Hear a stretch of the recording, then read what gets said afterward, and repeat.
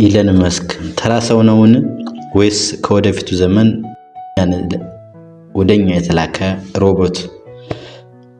ለምን መላው ዓለም ስለሱ ማውራት አያቆም? ከተገፋ ብቻውን ከነበረ ልጅ እንዴት የዓለም ወደፊት አቅጣጫ የሚወስን ሆነ? እስከ መጨረሻው አብራችሁን ቆዩ። ከሚታየው በላይ ያለውን የኢለን መስክ እውነተኛ ሚስጥር እንነግራችኋለን። አንዳንድ እውነት ሰዎች ህይወታቸውን ብቻ ይኖራሉ፣ አንዳንዶች ደግሞ የሰው ልጅ የወደፊት አቅጣጫ ይቀይራሉ። ኢለን መስክ ከሁለተኛው አይነት ሰዎች ነው። በልጅነቱ የተገፋ፣ በትምህርት ቤት የተሳለቁበት፣ ብዙ ጊዜ ብቻውን የሚኖር፣ ከሰዎች ይልቅ ከመጻሕፍት ጋር የሚቀራረብ አንድ ጸጥተኛ ልጅ። ከዓመታት በኋላ ግን መኪና ኢንዱስትሪን አናወጠ፣ የጠፈር ጉዞን እንደገና ለሰው ልጅ ያቀረበ፣ አርቲፊሻል ኢንተለጀንስ ዓለም እንዲወያይ አደረገ፣ ትዊተርን ገዛ፣ ዓለምን ጨበጠ። ዛሬ የምነግራችሁ ታሪክ የተራ ቢሊነር ታሪክ ብቻ አይደለም። ይህ ህመምን ወደ ኃይል፣ ውድቀትን ወደ እድገት እና የማይቻል የተባለውን ህልም ወደ እውነት ለውጥ የቀየረ ሰው ታሪክ ነው። ይህ የኢለን መስክ ታሪክ ነው። እንዲሁም እንዲህ አስገራሚ፣ አስተማሪ እና አይምሮን የሚያነቃቁ ታሪኮች በፍጥነት እንዲደርሷችሁ ሳብስክራይብ ማድረግ፣ ቁልፉን በመጫን የደወል ምልክቱን ያብሩ። ኢለን መስክ በሰኔ 1971 በደቡብ አፍሪካ ፕሪቶሪያ ተወለደ። ብዙ ሰዎች ዛሬ ኢለንን እንደ ኃያል ቢሊነር ያውቁታል። ግን የጀመረበት ህይወት በጣም አወዛጋቢ፣ በጣም ጸጥተኛ፣ አንባቢ፣ ብዙ ጊዜ በሀሳብ ውስጥ የሚጠፋ መሆኑን ቤተሰቦቹ ይናገራሉ። አንዳንዶችም መስማት አይችልም እስኪሉ ድረስ ከሰዎች ራቅ ብሎ ይቆይ ነበር። ግን እውነቱ ሌላ ነው። ይህንን እውነት ዛሬውኑ እንነግራችኋለን። እሱ ስለ ህዋ ያስባል፣ ስለ ወደፊቱ ዘመን ያልማል፣ ስለ ሰው ልጅ ከምድር ውጭ መኖር ይችላል ብሎ መናገር ህልም ወይንስ ሌላ?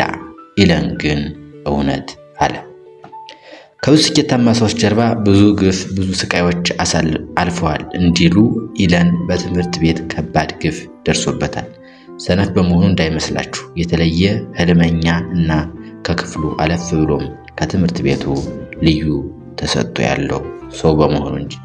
አንድ ቀን ተማሪዎች ከደረጃ ገፍተው እስከ ሆስፒታል ድረስ ደበደቡት። ያ ክስተት በህይወቱ ላይ ትልቅ ጠባሳ ቢተውም በቤቱ ሰላም አለመሆኑ ሌላ ግፍ ጨመረበት። ኢለን ከአባቱ ጋር የነበረው ግንኙነት በጣም ከባድ ብሎ አብራርቶታል በአንድ ወቅት በተጠየቀው ቃለ መጠይቅ። ያ ጭንቀት ግን ከህልሙ አላቆመው። ከሰዎች ይልቅ ህልሞቹን መታመን ጀመረ። ከእውነታው ለማምለጥ ወደ ቤተ መጻሕፍት መግባት፣ ሳይንስ ፊክሽን መጽሐፍ ህልሙን እንዲገፋ፣ አስተሳሰቡንም እንዲያሰፋ መንገድ ጠረገለት። በ12 ዓመቱ ነበር ፕሮግራሚንግ በራሱ ተምሮ ብላስታር የተባለ ጌም የፈጠረው። ያንን ጌምም $500 ሸጠ። ያ ትንሽ ገቢ ከገንዘብ በላይ ትልቅ ትርጉም ነበር። ያ ለኢለን አንድ ነገር አሳየው፣ ሐሳብን ዓለም ሊቀይር ህልምም እውን እንደሚሆን። ኢለን ትልቅ ህልም ነበረው፣ ግን ያ ህልም በደቡብ አፍሪካ በተወለደበት ቦታ እንደማይሳካ ተረዳ። 37 ዓመት ሲሆን አገሩን ትቶ ወደ ካናዳ ተጓዘ። ይህ ጉዞም ቀላል አልነበር። ገንዘብ ያንሳል፣ የሚያግዘው ሰው አለመኖር፣ አንዳንድ ጊዜ የሚበላው እንኳ ይቸገራል። በእርሻ ስራ እንጨት ቆረጠ፣ ፋብሪካ ውስጥ ደከመ። ግን በውስጡ አንድ ነገር አልሞተ። አንድ ቀን ዓለምን እቀይራለሁ የሚለው እምነት። ከዚያም ወደ አሜሪካ ሄዶ ዩኒቨርሲቲ ኦፍ ፔንሲልቫኒያ ውስጥ ፊዚክስ ኤንድ ኢኮኖሚክስ ተማረ። ብዙ ሰዎች በዚያ ደረጃ ሲደርሱ የተረጋጋ ህይወት፣ የሰከነ ህይወት ይመርጣሉ። ኢለን ግን የተለመደ ህይወት አልፈለገም።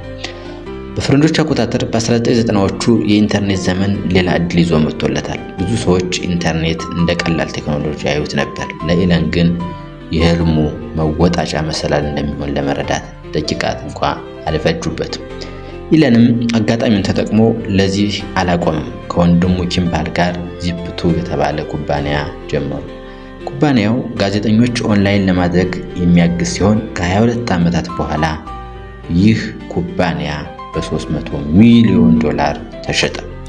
ኢለንም ለመጀመሪያ ጊዜ ትልቅ ገንዘብ አገኘ። ግን ሰዎች እንደሚያደርጉት መዝናናት፣ መጨፈር አልነበረም። ይልቁንም የበለጠ ትልቅ አደጋ ውስጥ መግባት። ኢለን ደግሞ ሌላ ህልም አለመ። የወደፊቱ ገንዘብ ዲጂታል ይሆናል። በዚያን ጊዜ ሰዎች ኦንላይን ገንዘብ መላክ በሚፈሩበት ሰዓት ኢለን ኤክስኮም የተባለ ኦንላይን ባንኪንግ ፕላትፎርም ፈጠረ።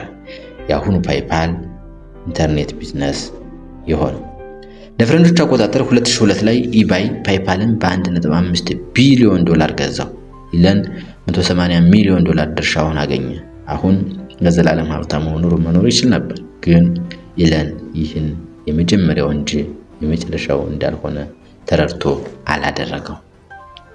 ስለዚህ 3 አደገኛ ህልሞች ላይ ገንዘቡን አፈሰሰ።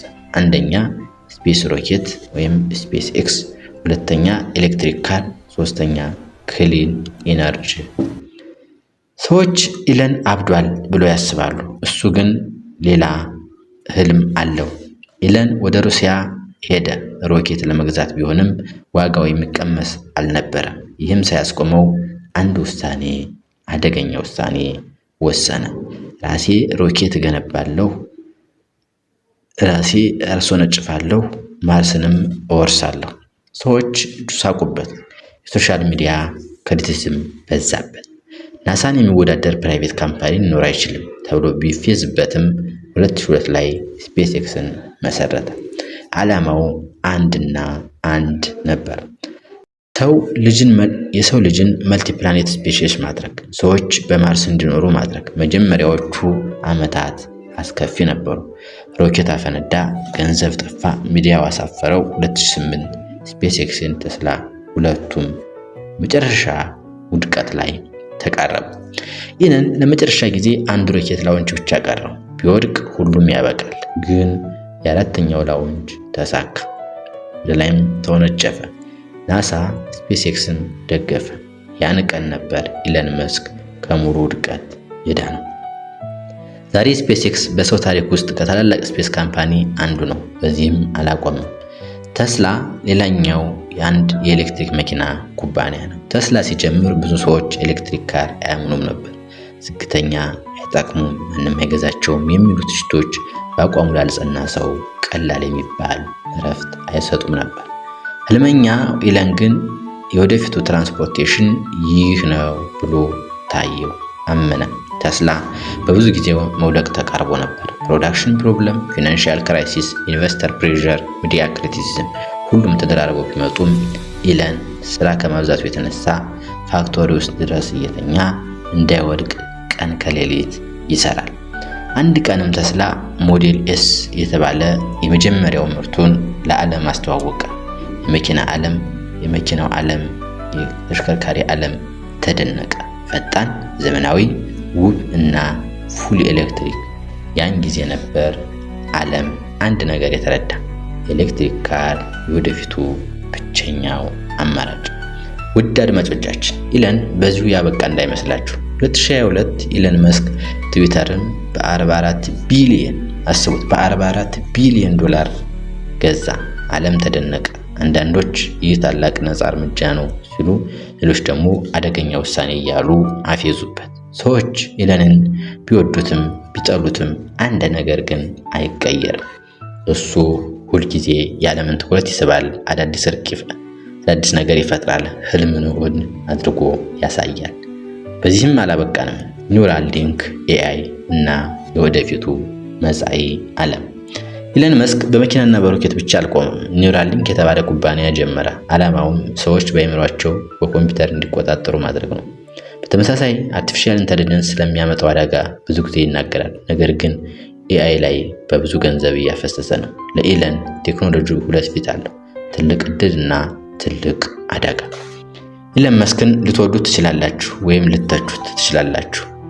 ግን አንድ ነገር ማንም ሊክደው አይችልም። እሱ ዓለምን ቀይሯል። ትራንስፖርቴሽን ቀየረ፣ ስፔስ ኢንዱስትሪን አናወጠ፣ ዲጂታል ፔመንትን አስፋፋ፣ ኤአይ ላይ ዓለም እንዲወያይ ያደረገ፣ ከተገፋ ልጅነት ወደ 21ኛው ክፍለ ዘመን ከታላቅ ተጽዕኖ ፈጣሪዎች የመጀመሪያው መሆን። ምናልባት ሰዎች አብድሃል የሚሏቸው ሰዎች መጨረሻ ዓለም የሚቀይሩ ሰዎች ሊሆኑ ይችላሉ። ኢለን መስክ እንዴት ታዩታላችሁ? ጂኒየስ ወይስ ዳንጀረስ ቪዥነሪ? ኮሜንት ላይ አስተያየታችሁን ጻፉ። በመጨረሻም 2008 ኢለን መስክ ህይወት ውስጥ በጣም አስፈሪ ዓመት ነበር። ዛሬ ሰዎች ኢለንን እንደ ቢሊዮነር ያውቁታል፣ ግን በዚያ ጊዜ ስፔስ ኤክስ ሊወድቅ ተቃርቦ ነበር። ተስላ በገንዘብ ችግር ውስጥ ነበር። ኢኮኖሚው በዓለም ዙሪያ እየፈሰሰ፣ ኢለን በውስጡ ብቻውን ይዋጋል። ኢለን መስክ የሚለየው ገንዘብ ብቻ አይደለም። ብዙ ባለጠጎች አሉ፣ ግን ኢለን የተለየው ሰዎች የሚፈሩት አደጋ እሱ መቀበሉ ነው። ሰዎች የማይቻል የሚሉት ነገር እሱ እንዴት ይቻላል ብሎ ይጠይቃል። በተስላ ላይ ተሳለቁበት፣ በስፔስ ኤክስ ላይ ሳቁበት፣ በኒውራሊንክስ ላይ ተቹት። ትዊተርን ሲገዛ እንኳ ብዙ ሰዎች በሀሳቡ አልተስማሙ። ግን ኢለን ሁልጊዜ አንድ ነገር ያደርጋል፣ ወደፊት ይሄዳል። አንዳንድ ጊዜ በጣም ከባድ ይሆናል። ለብዙ ሰዎች ዲማንዲንግ ቦስ። በቀን 16 ሰዓት እንኳ ይሰራል ተብሏል። እሱ ከሰዎች የሚጠብቀው አንድ ነገር ነው፣ ኢምፖሲብል የተባለውን ነገር ለማስቻል መሞከር። ነገር ግን ታላቅ ስኬት ሁልጊዜ ታላቅ ግፊት ይዞ ይመጣል። ኢለን መስክ በብዙ ኮንትሮቨርሲያል ውስጥ ገብቷል። አንዳንድ ትዊት የዓለም ገበያን አናውጠዋል። አንዳንድ ሰዎች እሱን ኢሬስፖንሲብል ሲሉት፣ ሌሎች ደግሞ የነጻ አስተሳሰብ ምልክት ነው ይላሉ። በህይወቱ ውስጥ ስትረስ እና ፕሬዠር በጣም ከፍተኛ ደንበኞቹ ማለት እንችላለን። አንዳንድ ጊዜ በፋክተሪ ውስጥ ይተኛል። አንዳንድ ጊዜ ስራውን በግል ህይወቱ ላይ ተጽዕኖ አሳድሯል። ግን አንድ ነገር ግልጽ ነው፣ ኢለን ተራ የሰው ህይወት ለመኖር አልተፈጠረም። ምናልባትም ኢለን መስክ ፍጹም ሰው አይደለም፣ ምናልባትም ብዙ ስህተቶች አሉ። ነገር ግን የተለየ ሰው መሆኑ ማንም ሊክድ አይችልም። ከተገፋ ልጅ ወደ ዓለም በጣም ተጽዕኖ ፈጣሪ ሰዎች አንዱ ሆነ። ሰዎች በማይቻል ጊዜ እሱ ሞከረ። ሰዎች ሊስቁበት፣ እሱ ቀጠለ። ሰዎች አይሳካም ሲሉ እሱ እንዴት የሚሳካ አሰበ። ምናልባት ኢለን መስክ ታላቁ መልእክት ይህ ነው። ዓለምን የሚቀይሩ ሰዎች መጀመሪያ ላይ እብድ የሚመስሉ ሰዎች ናቸው። እንግዲህ የኢለን መስክ አስገራሚ ጉዞ እንዴት አገኛችሁ? ተራ ሰው፣ ጂኒየስ፣ ወይስ ከወደፊቱ ዘመን የመጣ ሮቦት?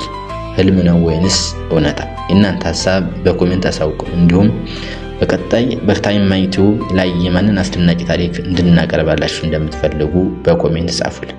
ሳብስክራይብ ማድረግ፣ ላይክ ኤንድ ሼር ማድረግ አትርሱ። የሚቀጥለው አስደናቂ ታሪክ እስከምናገኝ ሰላም ተመኘ።